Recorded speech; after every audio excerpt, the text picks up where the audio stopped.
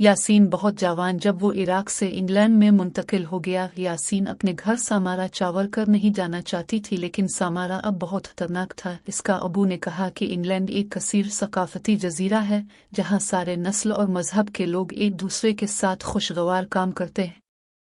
यासीन का खानदान अपने सामान लेकर लंदन गए। वहाँ बहुत ऊंचे इमारत और अजायब घर थे और यासीन का पसंदीदा चीज़ें सैयार होम और दरिया टीम्स पौराना पिल के साथ था। यासीन का जे वक्त के बाद अपनी पड़ोसी के साथ दोस्ती हुई, इसका नाम था गेंड्रो। पूरी गर्मियों की ततीलात वो दोनों पार्क गए, चिड़ियाघर गए। गेंड्रो ने यासीन के साथ अपने खिलौने खेलने दिया और अपने पसंदीदा सुपर हीरो के बारे में बताया, और दोनों ने यासीन की बाग में कैंप बनाया। दिन पर दिन यासीन लंदन को घर समझ लगा और उसका इंग्लिश बेहतर होने लगा, मगर वो अभी बोलने में कमी थी और इसीलिए शर्मिंदा महसूस हुआ।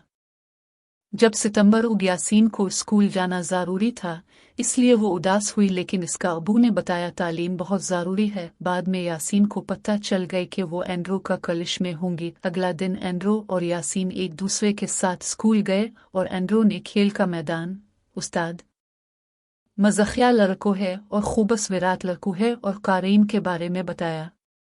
यासीन कभी कारीन को नहीं देखा, लेकिन एंड्रो बहुत दिलचस्पी थी तो वो ज़रूर अच्छा होगा। मगर जब वो क्लासरूम पहुंचा, उस्तानी ने यासीन को बताया कि वो सब के सामने अपने नाम बता दूं।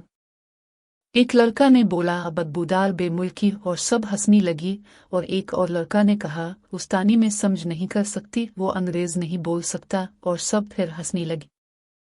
यासीन बहुत अकेला और उदास महसूस कर रहा था और उस्तानी इसको बैठने की इजाज़त दिया। यासीन एंड्रो के बैठने की ख्वाहिश थी, मगर वो एक लड़क के साथ बैठना पड़ा। वो लड़क बार बार अजब से यासीन को देखा और वो अलग कुर्सी बैठने के लिए उस्तानी को बुलाया। जब घंटी बज गए, सब अपने कोट पहनकर खेलने के मैदान में गए, मगर उस्तानी यासीन को बुलाया ताकि वो इसको एक बीज दे सकते जिसके ऊपर यासीन का नाम लिखा था। अब सब आपका नाम फौरन सीख लेगी, उस्तानी ने कहा। यासीन ने अपने दिमाग में सोचा, अब सब मजा पर, और हंस गई। जब वो बाहर गया, एक चाविटा लड़का गेवब गुएराल सुनहरी बाल के साथ यासीन को लड़क का नाम कहा और यासीन इसको समझाने का मौका नहीं दिया और सब फिर हंस ही थे। यासीन गोहर जाना चाहता था। सलाम यासीन। यासीन पीछे देखकर एंड्रो को देखा। एंड्रो ने दूसरे बच्चे देखकर कहा, अब सबसे क्या हुआ? मैंने अपने दोस्त यासीन को बताया कि स्कूल बहुत अच्छा है, अब इसका पहला दिन बोरा क्यों बना रहे हैं?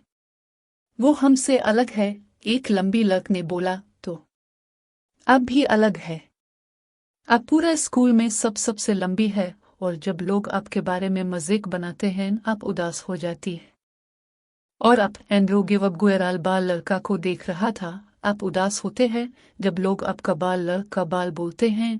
हम सब अलग हैं, और अगर हम सब एक दूसरे के तरह होते हैं तो जिंदगी कैसी हवनगी। सारे बच्चे खामोश हो गए। फिर यासीन अपना सर ऊंचा रखकर मुस्कुराया और कहा, बोरियन।